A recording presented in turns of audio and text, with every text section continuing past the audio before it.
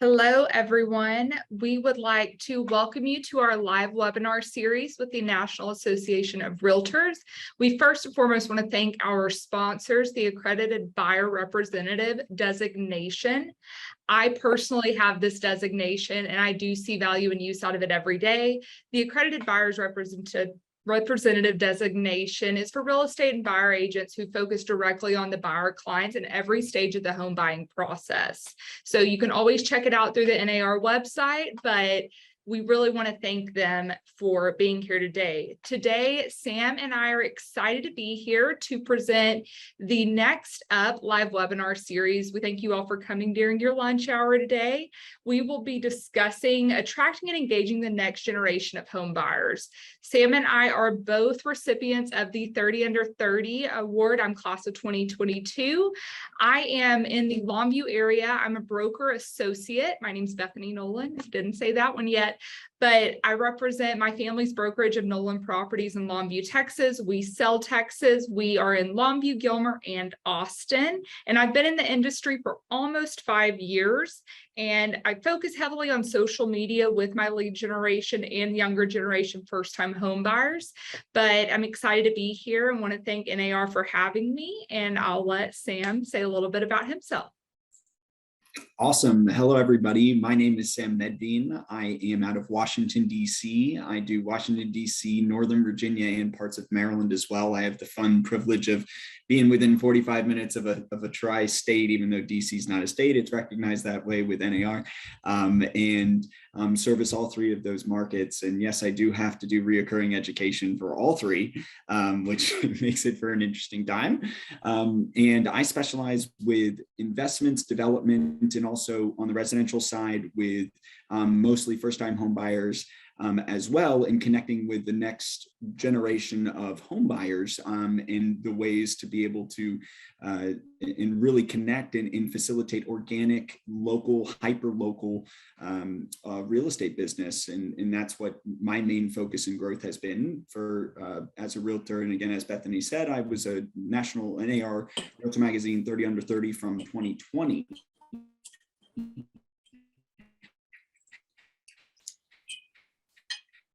And have been in the, that's myself. And today we have the fun topics of going through our four main pillars of business, which are or of this presentation and seminar. Be social media. Next, please. And this is going to be a little bit more, Bethany and I both really enjoy the interactive style of seminars. So we're going to be asking for some feedback and also doing some interactive pieces for you to actually have some, I keep glitching, sorry about that. We'd like to do interactive and have some tactical takeaways, right? So we'll have pauses throughout each of this as well, and work to have you have some takeaways and whatnot from this as well. So the key pillars today are going to be social media, which we're going to go heavily into this piece, then community engagement, referrals and client retention, and then messaging and communications. Those are going to be our main four for the day, and we're going to go in depth in each. All right, so we'll dive straight into social media, and please feel free to put any of your questions, as Sam said, in the chat section, and we will sift through them at the end. We will be structuring this to go after each section of social media community engagement, and we will cover those within it, so it's top of mind.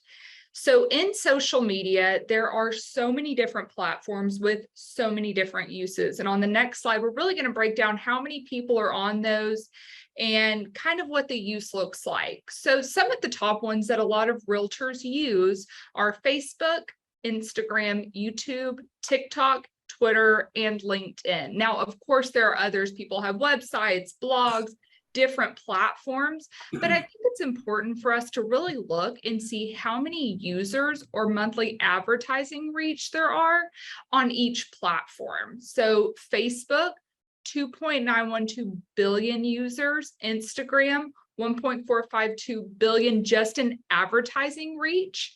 You get over to TikTok with 1 billion, LinkedIn has 830 million, but they all have different uses and different types of storytelling and advertising and reach that you can utilize. But these are the main ones that we're really going to dive into today and kind of talk in regards to social media and how we reach our younger generation. So on the next slide, I'm really going to talk about some data that the National Association of Realtors has pulled, which I really find fascinating. So this is in regards to what realtors use, straight from the National Association of Realtors and their research department.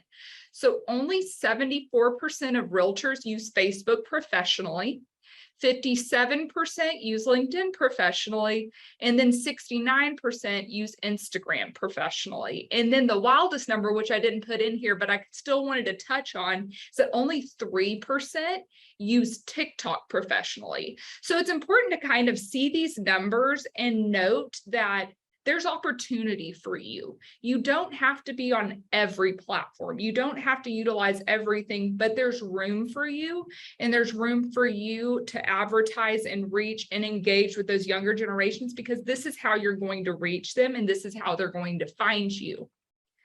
Now, on the next slide, we're also utilizing more data, but how we utilize social media. So 27% don't even utilize social media for business, and this is realtors. So also 57% use social media apps daily, but does that mean that we're actually utilizing it for our business?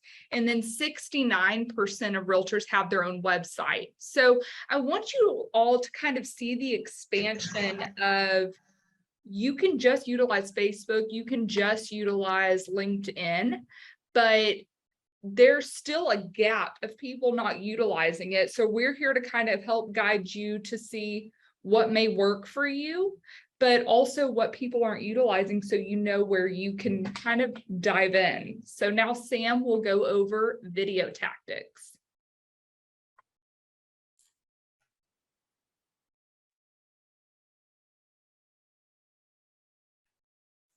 All right, so I'm actually seeing a teeny bit of a different slide, but no worries.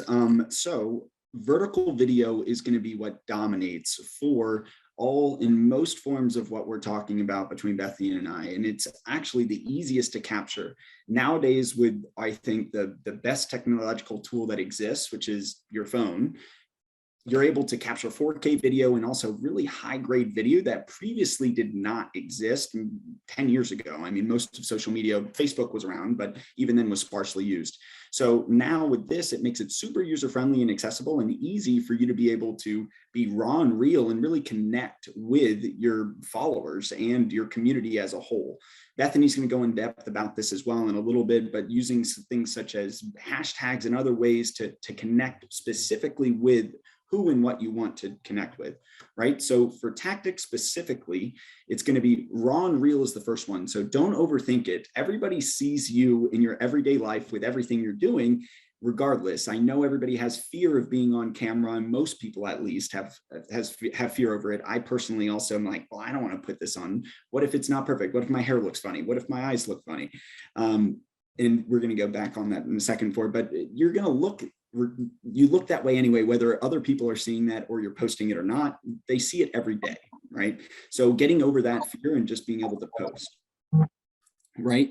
So then the second thing is doing a little bit different and diversifying it with the professional style of editing. This would be hiring a videographer.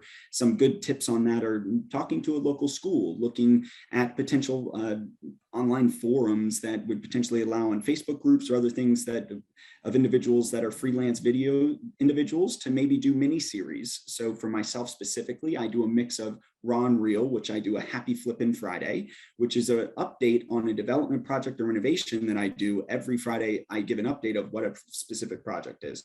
Another one that I do is digging in with district line development or Title 101, Lending 101, going into the specifics of each one of the business pieces that I do and that are around my sort of realm and specialty. Perfect. Thank you so much, Ryan. Appreciate that. So as you can see, you'll see on this is my actual Instagram over here to the left. Both Bethany and I, and I know a bunch have passed, if this is going to be recorded, it will be shared with everybody that signed up. And Beth and I both on that have our Instagram handles as well, so that you can see the content and the stories that she and I actively post and produce for you to be able to R&D, rip off and duplicate, right? So that's mine to the left. And I'm at Sam Medbean Realtor, and you'll see that I've got the variety of client testimonials. I've got professional production. Then I also just have Ron Reel, where I'm just standing right here saying happy flipping Friday with my phone, and it's a 2-minute video, right? Other ideas are doing business and community features as well.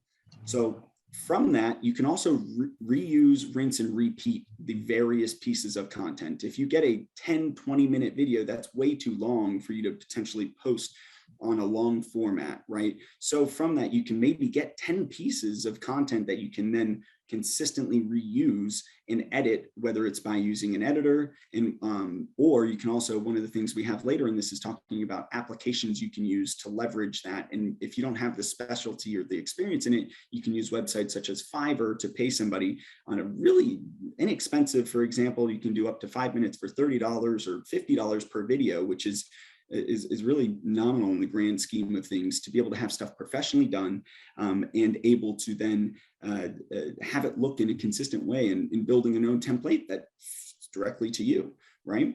And then post over perfection. So I know about my biggest thing is always trying to perfect exactly what I'm doing. But at the end of the day, it's not going to be possible. I'm always going to find stuff. I'm going to look way too much at what I'm doing and say, you know what, I could change this, or what about this? Or man, this person walked into my video.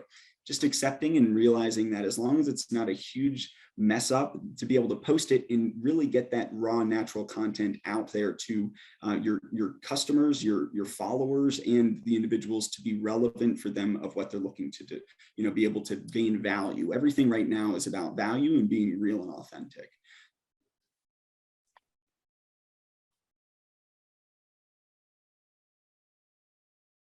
All right, so what we wanted to do, and for me, I was talking about being able to, and again, this is one of the interactive pieces, and everybody hopefully has we should have had a disclosure on the front end to have a little notebook or a pad of paper and pen to be able to take some takeaways, and we'll be asking some individuals as well.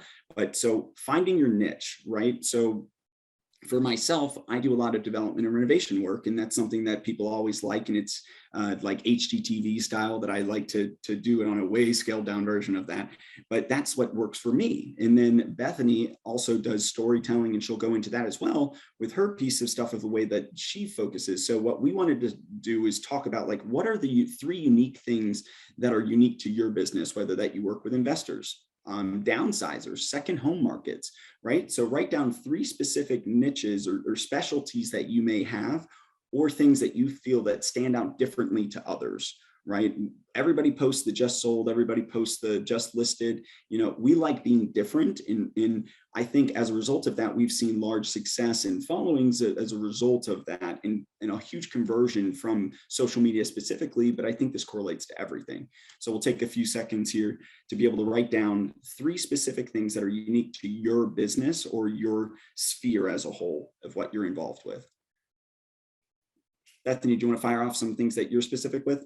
Absolutely. So some things that are specific for me. So for example, as Sam said, he kind of goes through the fix and flip process.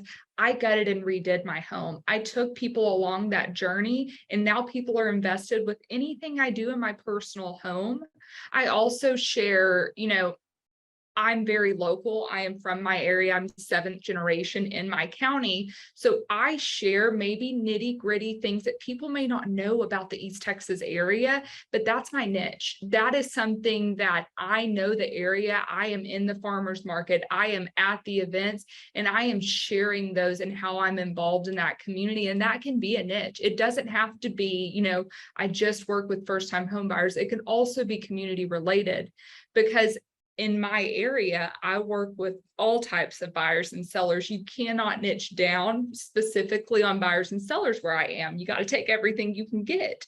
So I think it's really important to note that you're getting a really unique perspective with me and Sam when you're talking about your niche, because he's in more of a metropolitan area and I'm in more of a rural area.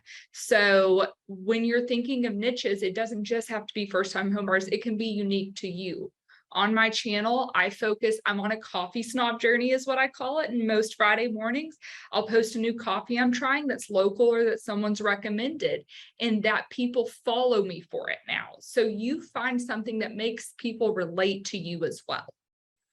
Yep. And then individuals will then, as Bethany said, they'll tag on to you. So I can't go a week without somebody texting me, hey, where's your flipping Friday? What's going on? I want to know what's going on with this project. So if I miss it, also helps hold you accountable, right? So then it's like, well, maybe I'm not feeling too great on Friday, but then 2-3 people will DM me or text me saying, hey, what's going on? Are you okay? I haven't seen your video, which is, it's like, you don't really realize the impact of individuals watching and following along your journey, but people are watching, and people do consistently continue to follow everything that you're involved with and that you're doing. And I think most of that is through stories, heavily through our stories of our day-to-day life, of showing the raw and real version of what are we doing. And Bethany now is going to go into what that is, a story, and the various pieces that you can get involved with in social media. Absolutely. So we're going to dive into storytelling. And so there's a lot of different ways that you can do storytelling within your content and within reaching your leads. So first and foremost, storytelling just excites and attracts those new relationships and people following you. The main points are you want to keep it people focused. You want to make it attractive to where people want to follow along, keep it concise, and be aware of everything going on around you, what's appropriate and what's not appropriate. So keeping it people focused. Focus on the people and the process. So I do a lot of Instagram stories and Facebook stories, and this is where I am focusing on what happens when we're walking through a home. What does the process look like? We have a hiccup in closings, show what goes wrong, keep it real, keep it raw. As Sam said earlier, the more raw you are, the more people will respect and trust you because they know that you'll never be hiding anything from them. But always showcase the people you're with if they want to. I have some clients I share stories on and some clients that I know do not want to be shared. So that is also important to be aware of. Keep it attractive. So make it look aesthetically pleasing. No one wants anything blurry when you're taking photos with clients. Make it sure it's in good lighting. There are title companies where I close in a closing room. I know where the lighting hits, and there is nothing wrong with that because what you are presenting out on social media is what people are gravitating toward. So do not be ashamed on if there are certain stories or certain things that you want to share, but you may need another take in another space. Make it attractive. And when you are doing walkthroughs, I always, and one tip I'll give you on my storytelling of my walkthroughs, when I get to the homes about 15 minutes before my clients, that's when I'm doing my walkthroughs. That's when I'm taking all my photos. And if I don't have time to put the content with it, I save it. And that way I'll come back to it when I'm done with my showing and then post it all. Of course, thank you, Sam, for putting that in. You can find me on @Bethany Nolan, Nolan, Realtor on every channel. I have the same platform handle on everything. But make it to where people are wanting to follow along and find it aesthetically pleasing. Keep it concise. No one wants to listen to something for 20 minutes long, not even 2 minutes long. It's too long. When I do my, as I said, my coffee snob journey, or when I'm walking through, it is a short, quick bit of how I am storytelling what is going on, because honestly, I don't want to listen to someone for 5 minutes. Why would anybody want to listen to me that long? So it's having that awareness, but also be sensitive to situations, be sensitive to homes. So some people like to post funny things like, this is wild in a home. What do y'all think about this? Realize that you're also in someone else's home and they may also follow you on social media. So be very self-aware when you're walking into a property or when you're with clientele. Like, for example, a lot of people like to do closing day opportunities. Make sure those documents are not seen. Make sure you are hiding any sensitive information that could be used against them. So going on to the next slide. And we're still going into storytelling. You want to leave an impact within the elements that leave these meaningful stories. So now I'm going to kind of like dig into what the storytelling looks like. So the content type is very important. You can be visual, and the more visual you are, the better. You can do static content. That when I first started in real estate, that's what I did. I would tag myself at the title company and say, hey, it's closing day. So pumped to be here. Over time, I got more comfortable asking clients to get in photos with me and, hey, do you mind if I do this walkthrough? But the type of content, you really have to plan ahead. As much as you say, let's roll with it. I had a closing yesterday and I forgot to post anything. So it happens to people that even do content all day, every day. Make sure you're utilizing links and hashtags. Be sure to tag your brokerage. Be sure to use links if you are sharing your listings. Do a link that connects to your website so that people have another way to find you. And some people like to utilize the MLS links. That's fine. I personally prefer linking people to my website so that if they want to learn more about me, they can go and read my bio. They can look at our brokerage. We're family owned. And so that may attract them more to me, but they wouldn't know if I didn't tag them. And then just making sure that if you're sharing community events, to tag or use the @ symbol to reach them out. So I had the farmers market on Saturday that I was able to tag them and share it, and they were able to share it from there, and then people could go, oh, that's where I find it, because you're going to get a lot less questions if you utilize those links and hashtags as well. So I'm just saving you time. Make sure that your message is either evergreen or a campaign message. And I'm going to dive deeper into that. And then your timing. It's very important to time appropriately. So next, I'm going to go into why it's important to be visual. So when you are posting social media, there are different content types that you can do. You can be static, you can have an image, video, GIF, not as many people use them, maybe more meme type, or text only.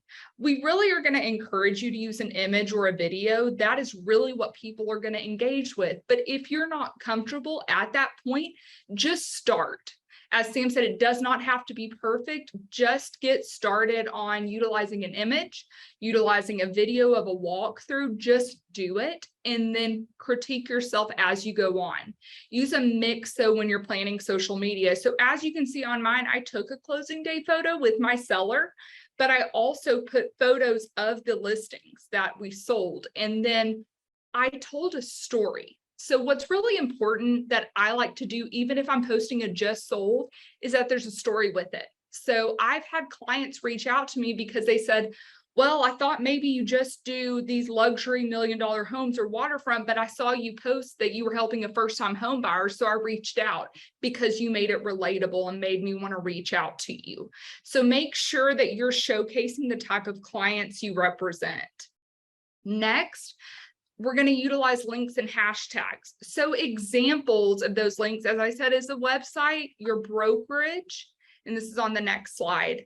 But also utilize those hashtags. So hashtags can be, for me, hashtag Nolan Properties, which is my brokerage, hashtag Texas Realtor, hashtag Longview Real Estate, or hashtag Longview. Do really try to hone in on your local hashtags. And that's going to take research. Look at other realtors that are in your area or in your location and hone in on what utilize, like reuse what they're doing. You're not copying them. It is a way for other people to find you, because people have found me, and I'm sure they find Sam by putting in hashtag your local area real estate or realtor. And so if you don't put that in, you aren't in that explore page. So really utilize those hashtags. And I showcase, how you can use a link, how you can use hashtags. I use a little tool. I keep all of my hashtags in a notes engine on my phone. So that way, anytime I do it, I have my typical. And then if I have a closing day, I do hashtag closing day or hashtag just listed to add it in. And then we're going to go into a little bit more of the messaging, which is on the next slide. So we'll go evergreen content versus campaign. So evergreen this is really not sales oriented. It can be anything. It is example that I have to the left is branding. So my brand, I kind of have more of a lifestyle brand vibe. I talk about goal setting. A lot of people may not want to do that, but figure out what your brand is and what you want to represent. If you want to be sitting in front of a computer, cool. Post about it. Post what you have going on this week. I have a listing coming on the market. I'm working hard and I'm excited. That is evergreen. So can be in community involvement. So I'm a part of Rotary. When I'm at Rotary, I can post what I'm doing. That's evergreen. That's always going to be there. And so are client highlights. So if they give you a review, those can be evergreen. Campaign messages are more like your listings or your customer events. So that is only kind of a once in a blue moon or certain specific listings. That is where you're going to run into campaign content, and then learn to marry those two so you can get a good mix of both. And then impacts on engagement on the next slide are going to be your time of day, your day of week, and really matching the mood with the community or cultural event. So utilize, I know y'all seen on the back end, insights and analytics on your Facebook, Instagram, YouTube, any of those. Pay attention to those. It will literally tell you what time of the day people are on your channel, what day of the week you're going to get more people. So it's telling you what to do. The work's already there. So take advantage, but still play with it. I post a lot of Instagram reels and videos. I have learned 7:30 in the morning works really well for me and 6:30 in the evening. And it's because people are still getting ready on their way to work and people are already home scrolling social media. But it took me a couple of months to figure that out. So play with it, even though your analytics say that. So ask yourself, is posting my new listing on a Friday evening while everyone's out and about going to make sense? Probably not. I wait until Saturday morning when people are scrolling social media in bed. And then make sure that you are paying attention to the mood. So if you're posting about holidays, Memorial Day is more respectful, and then Halloween's more fun. So make sure that you are paying attention to the mood of the event and that you're being respectful as well. And now Sam is going to go into planning your content. Awesome. So, and I'll definitely give a disclosure for myself. Bethany is absolutely a social media rock star, and it's all of her stuff is gorgeous, and she's super raw, real, professional. Her stuff is fantastic and beautiful.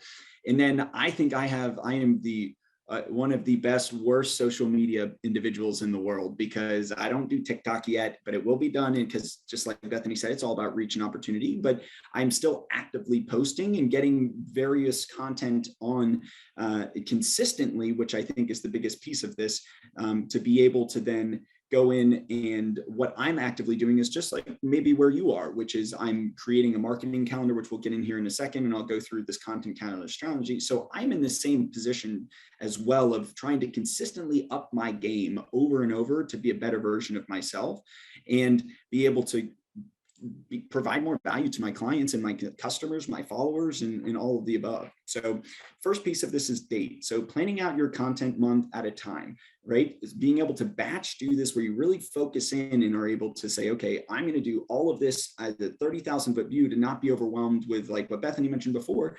You're stuck trying to say, oh, well, I need to do this, or oh, I need to do this, or I'm just going to wing it. As a whole, if you're trying to be consistent with anything, it's nearly impossible to just wing that, right? So using a digital or hard copy calendar to stay on track. Some people are list people. I personally have a calendar that I keep and I write on, and then it goes into a digital format for everybody, my videographer, my editors, to be able to be on the same page. But me personally, I like to cross things off and be able to draft and work a little bit more naturally that way. So channels, like Bethany went through, what channels do you want to be involved with? And what type of audience and message is that? LinkedIn is way more professional than a TikTok. TikTok is definitely more playful in being able to then go through that and be a little bit more funny, right? And then frequency. So choosing the amount of content desired to post on an ongoing basis and staying consistent. I will consistently say consistent. It is about repetition, just like anything that you do, right? So with that, the time of day, which I actually have a chart that I'll go through as well here in a second, but planning it out, and there's other applications that will actually do this for you. So we'll get into that as well for a takeaway, and all of these slides will be shared, and you'll be able to dig in to see what's best for you. At the end of the day, it's what fits you. It's not to potentially follow somebody else's style. I'm not a Ryan Serhant style of realtor. That's just not me, right? And I'm made in different markets than Bethany. So I have a different style and way of doing my social media, which is why it works to the tribe that you're working with, right? So now let's get into the calendar. So this is an example, and yes, this will be shared, right? So this is an example of the first month of the year that went through and saying, how and where am I going to do each of my posts? Now, this is a lot, okay? I have a full-time marketing person that now has been enrolled and going to be starting to do this, whereas before it was trying to focus on one a day, right? And I love that. I just saw in the notes, your vibe attracts your tribe, and you're going to get that tattooed. So Instagram stories, those are the quick stories that you can set, and you can actually cross-pollinate that with Facebook. They interconnect, and it's two birds, one stone, right? So then you also do an Instagram grid, right? A reel or a grid or an episode or series. Those are all able to be fixed on what you see on your screen and they stay there forever. Stories are 24 hours, right? Most people are clicking through on work, and especially now with working from home, they watch stories in aggressive amount. So being able to then do that, but then it goes away. So it can be imperfect because it's not going to sit there forever, right? TikTok, right? So going through and doing 2 TikTok videos, you can actually edit videos in Instagram and then use it through TikTok as well for the same video. So each one of these doesn't need to be an hour on each one, because at the end of the day, you still need to produce business, you still need to sell, you still have a life, you've got families, you've got other things going on that you can't, in hobbies, you can't just focus only on social media and on content. But if you can marry the two and be able to have it consistently on the top, oh, that's a piece, or oh, and I'm a settlement, oh, and grabbing little captures, even if you I backlog. So even if I do 10 showings on a day, I'm not going to post all 10 on the one day. I grab all of the information from it and all the video from it, and then I'll space it out over the week so that I don't have to do, feel rushed. So I always have more than I need. And my videos in my phone are insane, the number of videos that I have in my phone. I'm sure Bethany's the same exact way. YouTube. So we haven't really touched on YouTube too much. It's a different thing, platform, but YouTube tends to be a little bit more longer form video, right? So LinkedIn, we said, was a little bit more professional, right? YouTube is a little bit more longer form, informational. You can put an actual series together and have it to where it talks about, home buying tips or lender tips, or being able to go specifically. So people want to be able to find this information and access it when they want it. If it's at 2 a.m. or 12 in the afternoon, it doesn't really matter for us. And it makes it to where you can refer people to this so that you're not answering the same questions over and over again. So what I did and what I actively do is I go through and I say, what are the most frequent questions that I get, right? Then let's make videos out of it. So that's an example, right? So for example, you'll see on my Fridays, this is an example content calendar, HFF, my Happy Flipping Friday. So every Friday is a Happy Flipping Friday for me, right? Staying consistent through that. Facebook posts, YouTube Shorts. YouTube Short is just like an Instagram Reel or a TikTok, very similar now. They're all trying to get to the same, which is actually helps because you can use that same video, but do be careful. Bethany, share your note about TikTok edits and videos. Yeah. So one note I will make is, do not, Instagram rewards you, and so does TikTok within the algorithm. So whenever you post an Instagram reel, or when I post one, I save the video and then I go find the sound on TikTok and upload it. Because if you save from TikTok and it has the TikTok logo embedded in it, they actually discount that video or kind of push it back from the algorithm because you did not authentically make it in the app. So there are ways around it, but I've learned that I create my content in Instagram. I save the video I like because I'll take a lot of takes, and then I'll upload it in Snapchat or in TikTok and for YouTube Shorts if I'm doing that. So there are tricks of the trade with the algorithm, and we can always get nitty gritty. DM us with nitty gritty stuff like that. But on a high level, it does help you in the algorithm. Yep. And then in each one of my parentheses that you'll be getting, that is the number of posts or pieces of that content for that day. So my goal daily is 6 stories a day, right? So 6 quick posts a day that I can share between Facebook and Instagram on the same story. And one of them will be, hey, I'm hanging out with NAR Next here for the day. And then here at Bethany, and right now we've got 438 friends, right? So that's an easy content piece that all of you can post right now, and you can tag people. So you can put at Bethany Nolan Realtor, at Sam Medvin, and then we'll reshare it as well. And that grows your following too, because then we'll share it to our sphere and our people. And it's like this lightning strike that consistently grows like a tree, right? So moving on to the next page. And again, don't worry, we will be able to you'll have a copy of this, right? And I see that somebody raised their hand. We are going to have at the end of this, which we're right about, we'll be able to get into a few questions. So for each section, this is rounding out this final piece of this pillar. So these are various timelines of, like Bethany said, fit it around your lifestyle. But if you do have something where you're like, okay, I'm more of a person that wants to schedule this and work through it in a systematic way, this is an idea of being able to say, okay, on Facebook, I'm going to do Monday between 11 and 2 and staying consistent with that. YouTube, this is when best times of posting this based on research to be able to say, okay, this is when you would potentially get the most exposure for each one of your pieces of content. And then of course, that leads to where Bethany gets, and she and I were talking the other day about how we get random people, like she mentioned, from hashtags or tags, and they're like, hey, you're doing real estate. They find us, they follow us, they look at our page, and then they reach out, and that's an immediate individual that we then can help, and leads to a whole nother access and pillar of business for us, right? So don't want to spend too much time on this, but you will have a copy of this for all of this. All right, for the next one is, what are 2 social channels that you're planning to start implementing? This is another piece where you write down, there's 5 or 6 main platforms we discussed. What are 2, right? Don't get overwhelmed with it. If you're doing 2 actively, add 2 more, right? Or if you're not, then let's focus on 2 and be able to then start doing this, and it gets easier. It's just like going to the gym or with how you eat, all the above. It's a habit that then gets in a muscle that gets trained, and it becomes where you start seeing actively through your eyes as, oh, that's a piece of content that I can do for this, or hey, that may be helpful to another person that may be watching and seeing. So let's take a few minutes or I don't know if we need that, I guess, maybe 30 seconds of naming 2 different social platforms or channels that you plan to implement and do based on what Beth and I just went through.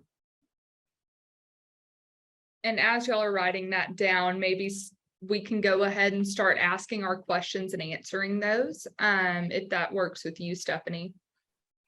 That sounds good. Shanita, you have your hand raised if you want to go first. Then we have a couple of questions from the chat as well.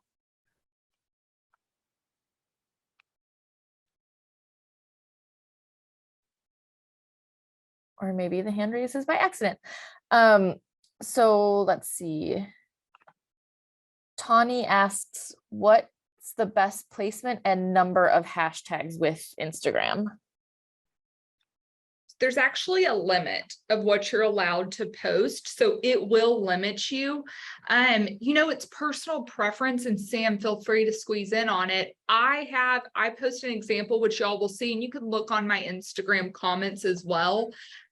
10 is a good number. You should not need an abundance. It just needs to pertain to your content.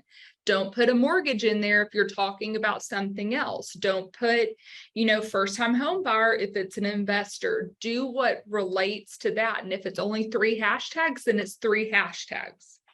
Yep. And what we like to do, in the way that I think about it, is different. It's like a pyramid, right? So you can go mega, and on each one of your hashtags that you put in, you'll see how many people are posting about that and how frequent it comes up. So if there's 10 million or 100 million people talking about, for example, during the World Cup, if people are like FIFA World Cup 2022, which isn't this year, but anyway, it would probably have then so many people that you would get lost, right? The odds of somebody picking you out is like a needle in a haystack. So you do a few mega, which is good, because like for me, it's Washington, D.C., right? That's a very large bucket. And then maybe I'll go into luxury listing or luxury home. And then that's a medium style. And then a small one would be something along the lines of like the neighborhood, specifically like Petworth or Adams Morgan, where there's a small number of individuals that will be following, and you do a mix of that, 2 of each in each bucket. And then you have your consistent ones like Bethany mentioned. She does Nolan Homes, and being able to have those consistent ones that then when they look at you, all of your previous posts with the same hashtags will file in, just like it's putting in a file cabinet, and they'll be able to see all of that content with that same one. So that's the way that I personally do it, is that I go through, just like, and Bethany does the same style where she goes Texas Realtors, and then I'm sure she does Austin Realtors. So Austin and Texas, Austin is a much smaller bucket than Texas as a big, so just thinking that way is the way that I go through that.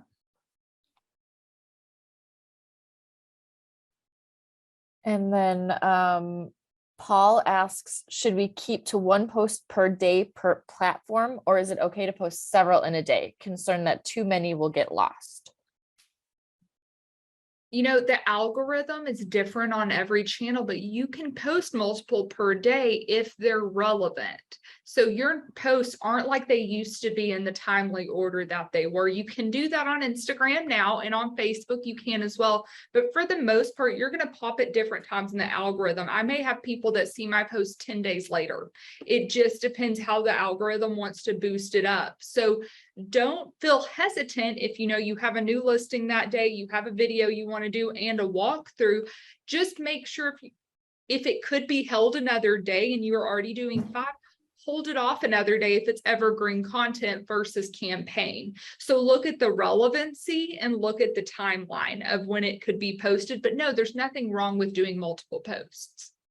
Right. And tagging on that is going to be as well, you know, don't post that, you know, hey, I saw a dog today, right? Like that just, nobody wants it. You may not want to see that, but if it's a really cool dog that you've never seen before, and you think it's relevant, you've got a big dog following, and you take a really nice picture that you can share, but blurry photo, blurry content, like Bethany mentioned, it needs to be relevant and it needs to be valuable, right? So the more value that you bring, we are in a value-driven society right now because there's so much content being put out by so many people that people want to know about you, right? They want to know what's real, raw, and relevant. So there's the 3 R's.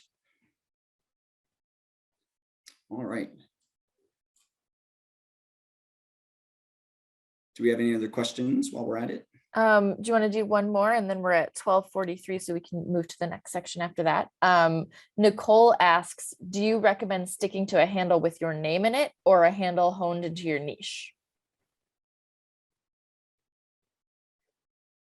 I mean, I like my name in it so that people know my name. Now, if you have a really cool name or niche, one of my favorite people to follow on Instagram is Utah Real Estate, and then her name is Paige, so Paige. And so she made it work because people will search for Utah Real Estate Paige. So if it makes sense and it's not taken, sure, but I prefer my name so that people know who I am, because if they're following Utah Real Estate Paige, they may never know her name is actually Paige sometimes. Hers is a cool play on words, but sometimes people may, for me, I could put East Texas agent, but when they have to go call a realtor and someone says, who to use, who is East Texas agent? So it is a personal preference. I prefer name, but Yep. Sam. And if you're a brokerage, right? So what I also think, it depends on what your role is, right? If you're a brokerage looking for brokerage exposure that you're trying to attract more agents, then you maybe go a different route than just your name. You go the brokerage name. It's so specific to what you're looking to do. Both Bethany and I are both active in real estate, actively selling and actively growing. And so we would like the brand to be really assimilated to us as where we sit in everything that we do, because that's what people are following. And who knows, it may change down the line to something where it is a more of a brokerage focus, but this could kind of go across the board with anything as far as whatever that brand is. So really doing a brand deep dive to see what may best fit for you. And one thing I want to add, I've seen this question a couple times and I'll just answer it really quick. Yes, we are childless single people. And so I understand y'all are trying to find a relatable way to batch content. I batch content. When I make my videos, I will do them in a morning span when I am fresh and my makeup's fresh, and I will plan out content and I'll shoot about 10 different videos, and then I can go back and edit those. So there are ways, if you have time constraints, children, anything like that, batch it and schedule it. And we'll go into scheduling at the very end on different platforms. But I do want to acknowledge that question and say, you know, look, there are ways to plan ahead. You just have to utilize those content calendars and really batch it out to utilize your time well. And there's a person I follow, it's Taya DeCarlo. She has, and Glenda Baker does it too. They have a videographer come once a month and they batch everything out for the whole month. It's doable. So, and we can go on to next. I just wanted to make sure that that was acknowledged because I've seen it a couple of times. All right. And the meat and potatoes of this was most definitely social media, because I think it's where the next generation and connecting with the next buyer as a whole is more than likely going to be centered around reinforcement and information of attracting individuals towards you for the next generation of home buyers, right? So now we're going to do tried and true other ways to consistently be involved and be seen in your local market. So one of the things that we do is community engagement, right? And I'm sure many of you do this already. And as you can imagine, each market will be different, right? So jumping right in to organic involvement, right? So when you're doing organic involvement, consumers, again, want the authentic, approachable, and real human to help them in all of them. They're not just looking for the used car salesman, right? So from that, you're going to be accessible, you're going to be an active listener, and you're going to be there whenever they need you, right? It's not they don't want to be pitched. Pitching is a dead art. And it's more of, are you knowledgeable and are you an artisan at your craft, so that when the time does come, they're like, hey, I remember talking to Bethany. She's a star. I need to talk to her. And you're doing other ways of doing that is being present in restaurants, volunteering with nonprofits locally, and being consistent with that, just like with social media, finding your group and finding other ways to be in your neighborhood. And then this will tie back into your social media, because as you stay with these individuals in these different groups, you post about it. Hey, I'm volunteering at the local food bank, and on every Friday, you know, if you need me to pick anything up for donations that you'd be interested in, let me know. And then you throw it out on social media, you tag the various places. And then from there, people may DM you. And then immediately you're like, oh yeah, I'm a local realtor. And real estate will always come up in conversation. So let it naturally happen, right? So other things are coffee shops. And another idea with coffee shops are every, let's say 3 days a week, you more than likely become regulars at restaurants and coffee shops. And people will then, you get to know the people that work the individual places. They will then be your champions. I will always be better at selling Bethany and helping and connecting Bethany with other people than she will likely be of selling herself. And that's just the truth, because people you always feel like, oh, there's something that maybe she's trying to get an angle on me, but it's really not. More than anything, the angle and approach that she and I both take is people are going to transact one way or another. So if we want to be the individuals that they can trust, and that we can help through that process as the knowledgeable and professional that we are looking to accomplish those goals of theirs, right? So all of this ties together as far as your image, your local community image. How do you stay involved locally in an organic way that you're interested in already, to be able to build connections? Just like when people say cold calling, I personally don't cold call. I stay and get more in depth and active with my community. And from that, by being consistent, I can't remember one that did not turn into some type of sale or referral from an organization or group that I have particularly remained consistent with as a result of just real estate coming, right? So let's roll on. All right. So what's really important is that although Sam gave you great examples to get involved, you need to stay involved. And this just goes back into consistency. So 3 are, how do you get involved? How do you stay involved? And then make it 2. So getting involved, do what is natural to you. Do you have children? Are you getting in the PTA? Are you wanting to join civic organizations? I live in a hallmarky hometown. I'm on local boards that run events. And so I make sure that I ingrain myself in the community in those ways. I am in the Rotary Club, which welcomes professionals and works really well for realtors because it's a lunchtime meeting and you have a flexible schedule to do that. So look at civic organizations. I'm also in Junior League, which is a women's organization, but Rotary sometimes can be more of a men's organization. But it also gives me a way to get involved in the community and meet other like-minded individuals. So see what aligns with your lifestyle and your passions. But once you do it, stay involved, which is just show up, volunteer, do not do the bare minimum. Don't just be there because you had to complete 20 hours of volunteer hours to be in that organization. Get there, be excited, and be part of it.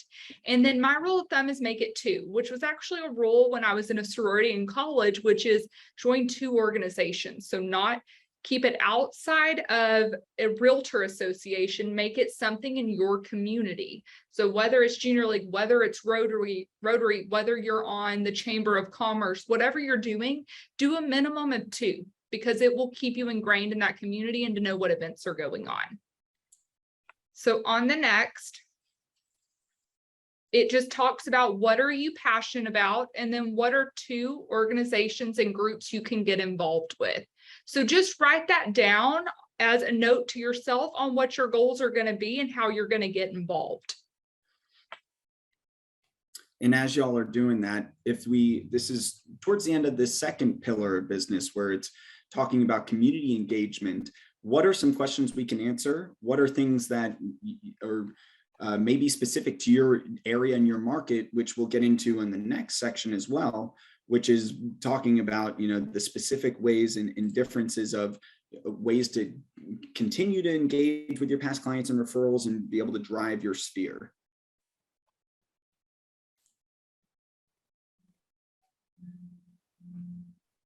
I haven't seen any questions come through the chat yet. So if anyone has any questions, feel free to pop them in there.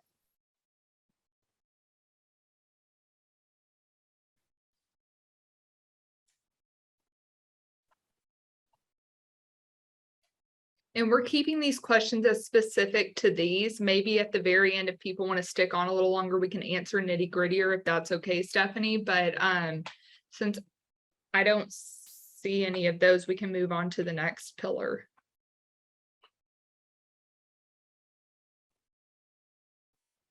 So next we'll go into referrals and client retention, and I'll let Sam tee that off.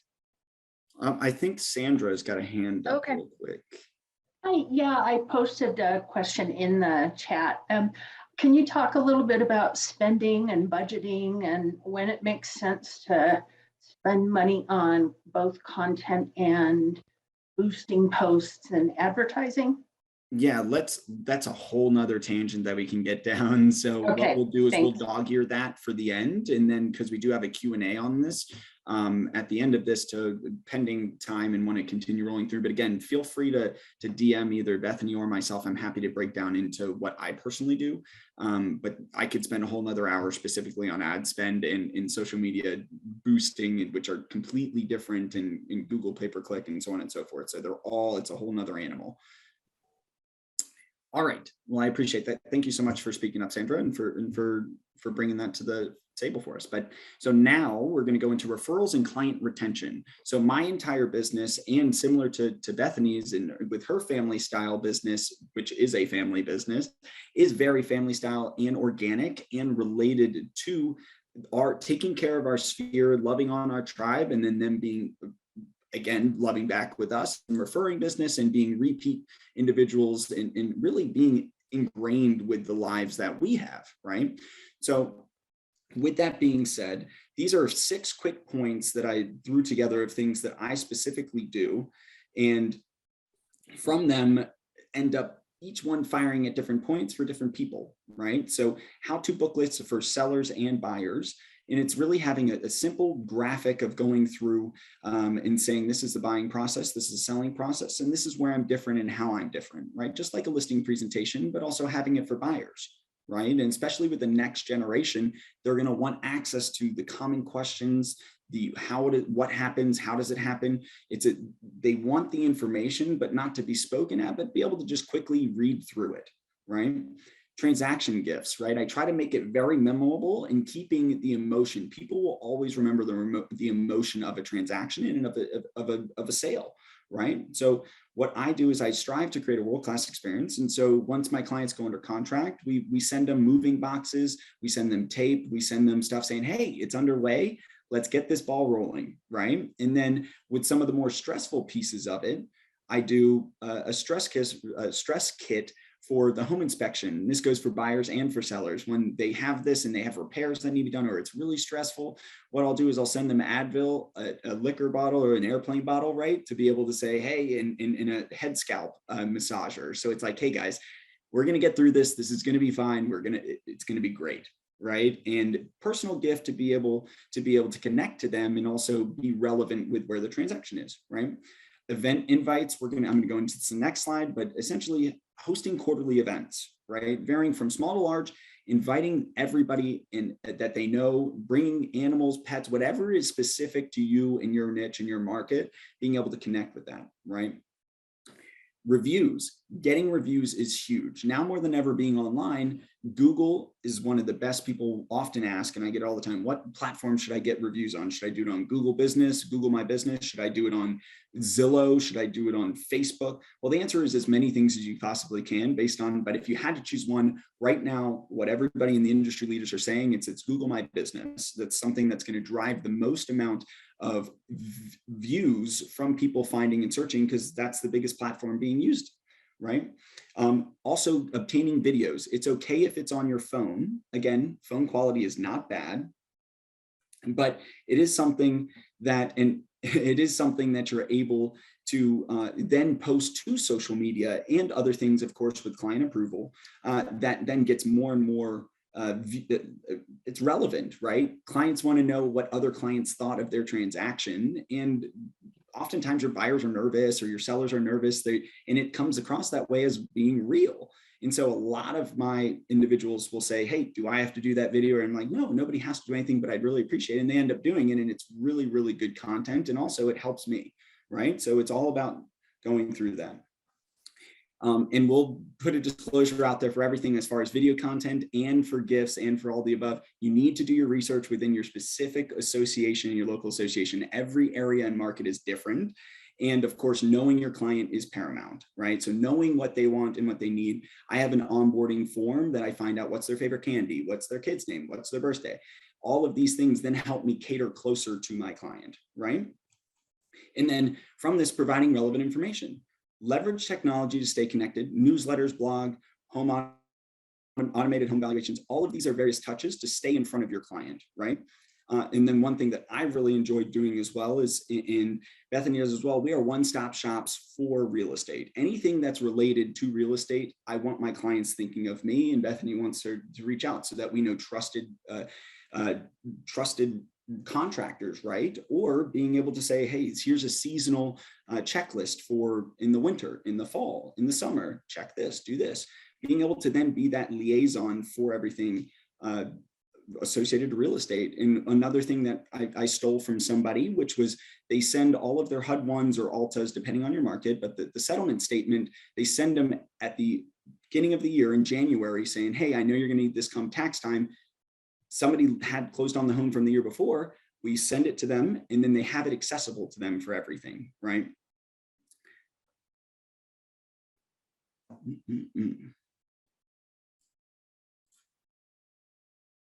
And then going on to the next is going to be talking about client events, right? So this is something that's big for me and in my business, in my market. I'm in a metro area, as Bethany mentioned, and we're very close and connected, and you can get a lot of people in a very small section. And it's something that fits my model and for me, right? So you'll see on the top, I did it during COVID in the pandemic. I had to get a little bit interesting and creative with the way of doing things. And it opened up virtual world opportunities. So I did a virtual cooking class. I did a virtual wine and paint night. That was a lot of fun. I dressed up as Bob Ross. A virtual fitness class. And so I brought in As you see on the top there, this was actually a new construction listing that I had in Arlington, Virginia. And I brought in a yoga master that came and did it on the rooftop of my listing to be able to keep it relevant. And I had over 50 different people join, a lot of which I didn't even know. So I leveraged in earlier, somebody asked about live, using live posts versus not. You'll see that camera set up in the lower left, and then the professional setup on the right. We had 3 different cameras going. One was a live stream for individuals to jump on, and then we repurposed a lot of that content, right? Then in person, now that things are opening back up based on your area, again, this is all area specific. Now, in the past, doing happy hours, a restaurant soft opening, movie nights, a sporting event. I'm going to be doing the Washington Nationals, albeit we're not having too great of a year. We're going to be doing I'm going to do a client event where they can bring 2 or 3 of their individuals in their family or their friends, and just doing a huge event at the Nationals. And I'm paying for their tickets for everybody to come and be able to do that. But from this, again, you're going to be able to then fit whatever your style is, right? Tips for running events. Again, this is going to be area and compliance specific to your state and whatnot, but you can, in my area, you can obtain a certain level of affiliate sponsors to assist with these events so that I'm not bearing the entire burden, right? Encourage invitees. I do this often. I'm like, hey, I'm throwing a quick happy hour, bring a friend. And this grows that network, right? Hiring a videographer to obtain footage of all of your events. And then this goes totally back into the last 2 that we talked about as well, with repurposing content from one event. I get client testimonials, I get other pieces of information, and I get a promo video, I get a restaurant feature. So all of that breaks down into, just like Bethany said, batch recording content, right? And then pull in advance to stack the cards in your favor. Find what your people in your tribe are going to want to do and cater it to that, right? Be different and stand out. Don't just do the same things. I find cool restaurants and other things, and I'm a foodie myself and I enjoy that aspect of stuff. So I find cool places, and a lot of my clients are the same. So you're not going to apply to everybody, but find stuff that's intimate and it's also unique.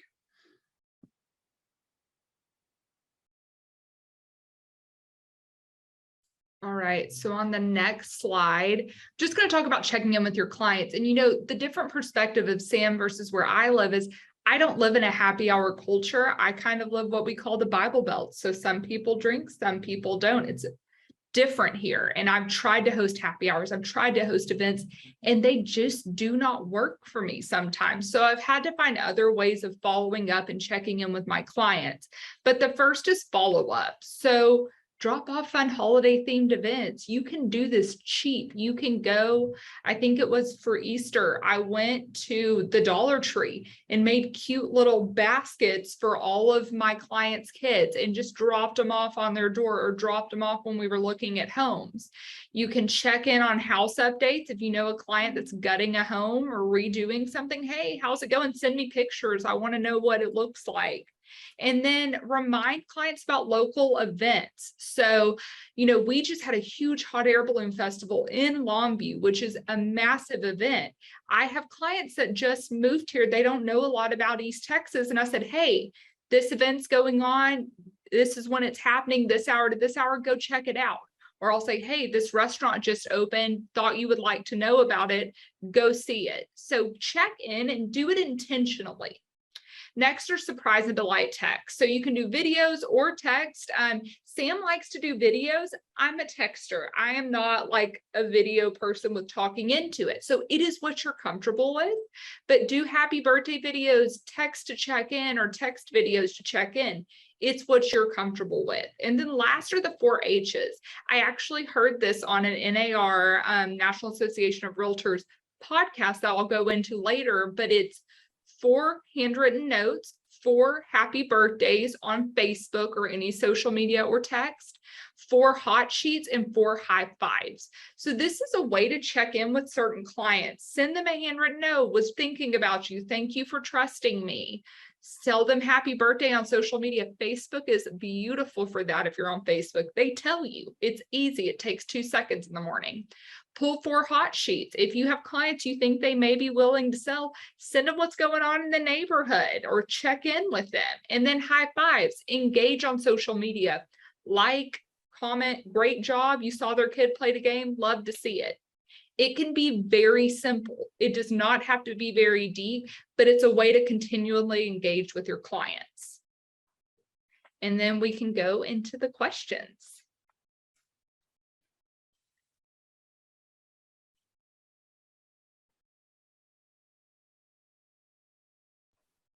I don't see any specific to this section.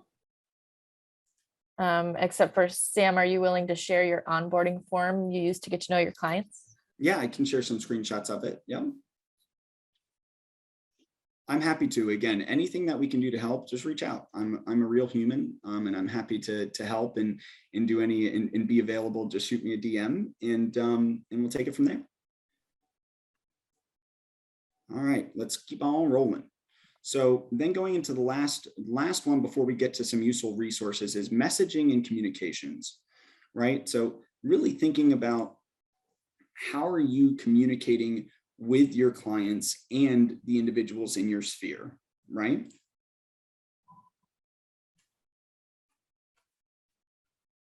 All right. And so while you're thinking about this, we really want to hone in because you're communicating with the next generation of home buyers. So we're looking at Gen Z, millennials, anything like that. And there's a certain art to the informality of formality, which, you know, doing real estate 10 years ago looks different than it is now, and people have different preferences. So first, keep it casual. Be very intentional with your conversation. So when you walk into a room, you're at something, you're involved in an organization, you're volunteering, or you're at dinner with a friend. If real estate pops up, great, talk about it. It almost always does because of the market we're in. But if it doesn't, there's no need to be pushy. That can actually push people, especially in this newer, younger generation of home buyers, away. So keep it very casual and let it come up. Secondly, is text it out. A lot of home buyers really prefer text. So check in with them. I always text my clients and say, hey, what is your preferred form of communication? Do you prefer I email? Do you prefer I call or text? Almost like 95% are like, just text me so I can read it. It's all there and I can remember it. As real estate agents, we like everything in writing anyway, so it's a preference as is. But really see what their preference is, because a lot of people just don't talk on the phone anymore. I like to, but a lot of people don't. So be aware of that and be respectful of their preferences. Another one is stay branded. So yes, wear your brand if you want to. I have hats that I wear. I'm not a polo type gal. I love my dresses, but rep your brand, but don't overdo it. Keep it chill and casual. And that can say, you know, I'm not a name tag girl. I never will be. If you don't know who I am by the time I left that room and what I do, that's on me. But if you feel like that is your introduction, go for it. Just don't push it in people's faces because it can actually push them away sometimes. And then lastly is be you. So dress, act, and just be your genuine self. You don't have to be suited and booted if you don't want to. If you're more comfortable in a tee and jeans and tennis shoes showing, do it. Be presentable, maybe like brush through the hair, but do what looks like you, because people want to work with you because you are you. And so keep that in mind, that there is a certain informality to being formal now, to where you used to have to be in a clean cut dress and skirt and heels to show a home. Now I'm happy about it. Tennis shoes are back in style and I'm here for it. I'm not going to be flat footed or have hurt feet all day. So just pay attention to what your client's preferences are. And there are some clients that I do wear heels for. That's their preference and they're a little more formal. Just pay attention to them. Yep, absolutely. Yeah. And so with that, less is more. We are in a society, less is more. So I just pulled some quick, funny information and factoids here that the average human attention span is about 8.25 seconds. A goldfish is 9 seconds. So we officially all have less of an attention span than the goldfish, right? So what that means is, don't overdo it. We mentioned it before, no 20-minute videos, nobody's going to watch it. You're going to spend all this time, energy, money. It's just not going to be watched. So right now, short form video, which is 60 seconds or less, really it should be 30 seconds or less, is really what is taking in storytelling. Those two things, if there's any two takeaways to take from this entire seminar, it's going to be storytelling, be real and authentic with your storytelling of what's truly going on and the trials and all the turbulence that may happen, and it's real. And then short form videos, 30-second videos, factoids, information that's useful and beneficial, right? Our attention span, no surprise, has been decreasing at an accelerated rate as a result of technology, where we're getting so much information all the time that we just space out. If it's not keeping our attention, we space out, right? So keep doing hot sheets, graphics, concise cliff notes, be very intentional, right? Then going into the next one, we're going to be talking at this point about showing various messaging points. And this is one, it's keeping current matters. And it's going to be on the slide. So don't worry about trying to take photos or whatnot. But so these are pieces of information of, if you're doom and gloom individual, that's what you're going to attract, right? So being positive and staying and understanding that at the end of the day, what is the information that's relevant that you're putting out that is potentially available for your client to know that, okay, there's positivity in this market. People are always going to be buying and selling, right? So if you look at historical graphs, homes have always appreciated over time, right? And you look at another one right here that's saying that the average homeowner has 96, is going to, over the next, sorry, I'm butchering this, but in the next 5 years, because I'm trying to catch up on some time, but over the next 5 years, the average homeowner is going to be adding another almost $100,000 worth of equity to their home, right? And these are all data-driven that are positive energy and messaging to be able to continue to attract the individuals already thinking of buying and selling, right? So these graphs are from Keeping Current Matters, and that's going to be one of the resources that we're going to talk about here shortly as well. So moving on to the next sheet, and the last one that I'm going to talk about with this is, over the last 50 years, there's been all sorts, everybody right now is talking about shifts in the market, and we're going to go into a recession and all these other pieces, right? As a whole, at the end of the day, there have always been homes sold, right? That is it. I grabbed this really quickly. This data only goes through July 2020. However, that encapsulates the last 50 years before that. Which individual are you going to be? The market and the world is burning, or I'm here providing relevant and useful information regarding homes that will always be transacting. And I see the opportunity to be able to help individuals through their scenarios, whether it's job, whether it's family, whether it's life, all of the above. That is who I personally, and I know Bethany as a whole, wants to be through anything that happens as a career and professional driven realtor representing the trade in our craft that we're passionate about. That's my only soapbox for the day, I promise. Any quick questions on this before we get into the last piece, which is resources? And again, these resources will be able to be referred back to once we share these slides.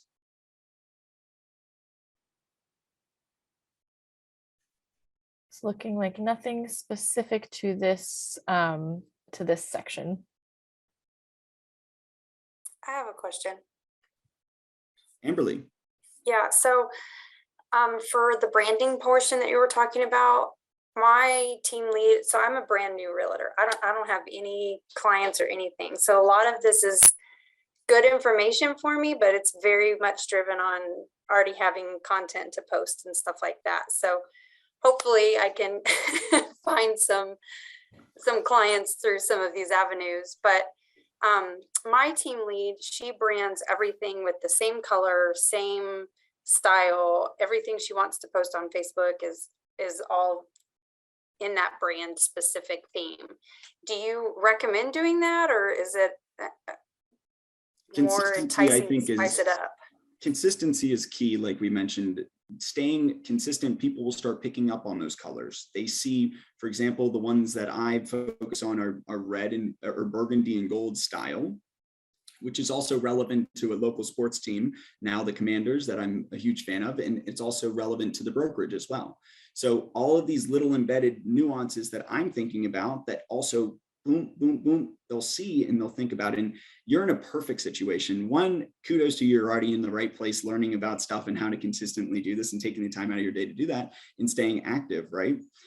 From that, you've got to eat every day. You're interested with hobbies that are going on. All of these pieces are very much implementable, and being able to meet people with where you are. I don't think you're ever the only one that's in any one of these places. And, dare to be bold, do your thing, be you, find these groups, and you can immediately start implementing a lot of these things, in my personal opinion, to be able to start being that person in your community. Because I guarantee more than likely the majority of your market in realtors are more than likely not doing that, right? They're not necessarily taking the extra thought to be as present as they should. Again, there's always a percent that do, but that's a much smaller percentage than the entire individuals of your associations that are licensed, right? Or that are part of the association. So be a part of that crowd that does, and it will naturally gravitate towards you, and it'll show that way.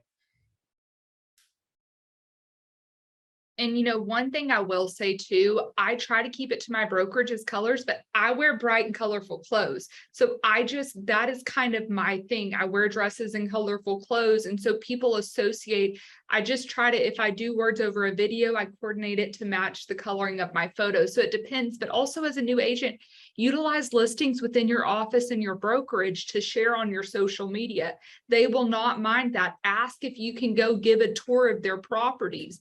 There are ways for you to gain content from other listings. Go shadow another realtor and do what a day in the life looks like. So you're going to have to look a little out of the box when you first get started, but really take notes of, this week I'm going to focus on following another agent so that you can do it that way. And that's a perfect point, doing the hot home of the week and just getting that other agent's approval. And people will think you're transacting and doing business, and you will always share market information. Be that voice of your industry and your market that people will always gravitate, and then they'll start sharing your stuff, which immediately gives you credibility, whether you're doing a bunch of business or not. That doesn't affect the type of content and information and in what you brand yourself as, So moving on to some resources. Yes. So the main resources are what I'm going to kind of hone in on is what the National Association of Realtors provides for us. So two resources that I really utilize is RPR, which is the Realtor Property Resource. This is where you can see listings from all over. They'll make CMAs for you, which is a comparative market analysis, but they also give you really good data. So go in and play with it. I actually learned about RPR on the image below from the Center for Realtor Development podcast, and they give really good tips. It is a very educational format that Monica Neubauer posts. And I have seriously, the 4 H's that I went over earlier, I learned it from this podcast. How to use RPR and what's in it, it came from this podcast as well. So look at the resources that are right in front of us and that are free. You get in RPR with your real estate NAR ID or NRDS ID. And so you can download the app, you can look online. It's there for you, and you can utilize that as content. Sometimes I post what podcast I'm listening to, and other people love it. And the podcast is the Center for Realtor Development podcast. On the bottom left of this slide, you can see what the icon looks like. So just know that you can utilize these resources through the National Association of Realtors. And then there's another awesome NAR podcast that's called Driving with NAR that as well, which is also runs through current topics and individuals across all over the country. And it's quick and easy. It's while you're driving to your showing or anything that you're doing, really. It's a quick 15-20 minute podcast that's awesome, that I've thoroughly enjoyed as well.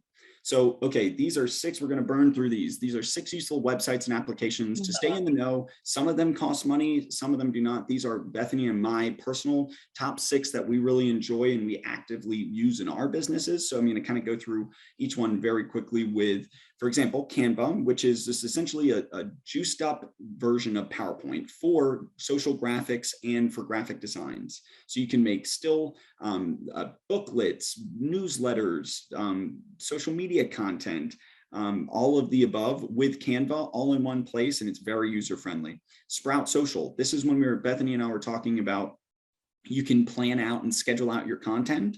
You can subscribe to Sprout Social and batch schedule content to be scheduled and posted for you.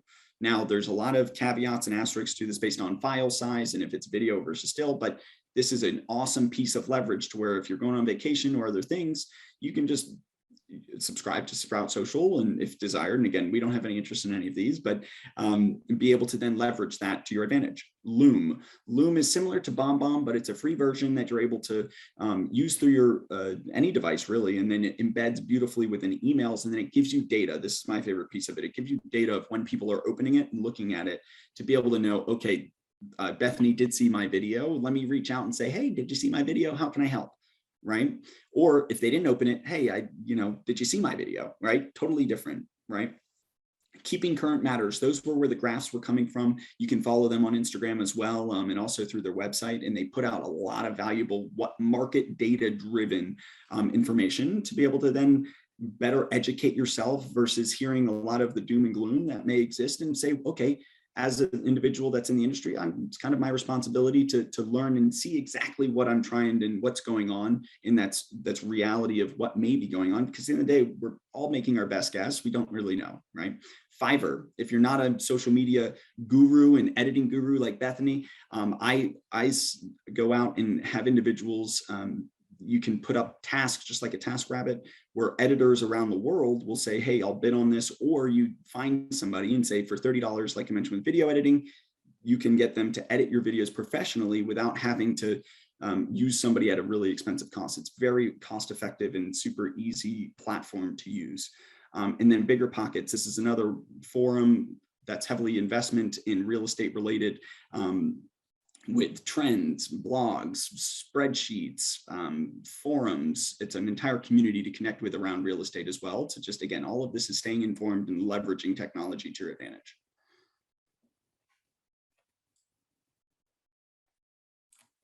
And we wouldn't be doing our jobs either by not highlighting nar.realtor and or your state and local association websites. I just pulled 2 quick screen grabs of NAR. They've got all, this is a tab right at the top of the website at nar.realtor. And you can say market behavior. And these are all pieces of content that you can create and be able to replicate and inform individuals, right? Then on the right is the DCAR, the District of Columbia Association of Realtors. That's my state association. And this is market trends. And I can post this on my social media of saying, this is what's happening year over year. And this is right on the front page, accessible to everyone. And depending on the size of your association, and again, you may need to go to NAR at the national level, which all of us have access to as realtors, and or you can, depending on the size of your state and or local, you'd be able to get more and more micro for that as well.